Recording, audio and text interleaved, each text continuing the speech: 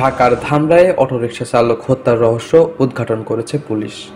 দুপুরে ধামরাই থানায় এক সংবাদ সম্মেলনে এ হত্যার রহস্য উদ্ঘাটনের কথা বলেছেন সাভার সার্কেলের অতিরিক্ত পুলিশ সুপার শাহিনুর কবির। গত 20 তারিখে মোহাম্মদ আলী নামক এক অটোরিকশা চালক, তার ডেড বডি ধামরাই উপজেলা কমপ্লেক্সের নির্মাণাধীন একটা কমপ্লেক্সের 4 তলায় সন্ধ্যা 6টার সময় তার ডেড বডি পাওয়া যায়। তো এটা নিয়ে প্রথমেই পুলিশ কাজ করে।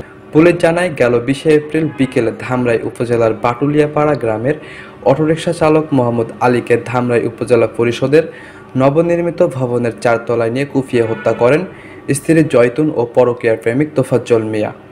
স্ত্রী জয়তুন তাকে সাথে করে নিয়ে এই হত্যার প্ল্যান করে। প্রথমে সে বাস কেনার নাম করে নিয়ে তার স্ত্রী প্ল্যান অনুযায়ী ধামরাই বাজারের এলাকার দিকে যাচ্ছিল।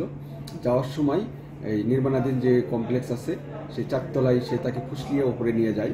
নিয়ে যাওয়ার পরে সে তাকে নির্মমভাবে তাকে ইট দিয়ে প্রথমে আঘাত করে এবং তাকে সেন্সলেস অবস্থায় করার পরে তোফাজ্জল মোহাম্মদ আলীর স্ত্রী জয়তুনকে সে সংবাদ দেয় যে আমি এটা করেছি, তুমি তাড়াতাড়ি চলে আসো। তারপরেও তার স্ত্রী ওখানে যায় একটা চাকু নিয়ে, গিয়ে তারা দুইজন মিলেই চাকু দিয়ে এবং ইট দিয়ে। পরে খবর পেয়ে পুলিশ সেদিন লাশ উদ্ধার করে ময়নাতদন্তের জন্য রাজধানীর শহীদ সোহরাওয়ার্দী হাসপাতালের মর্গে প্রেরণ করে।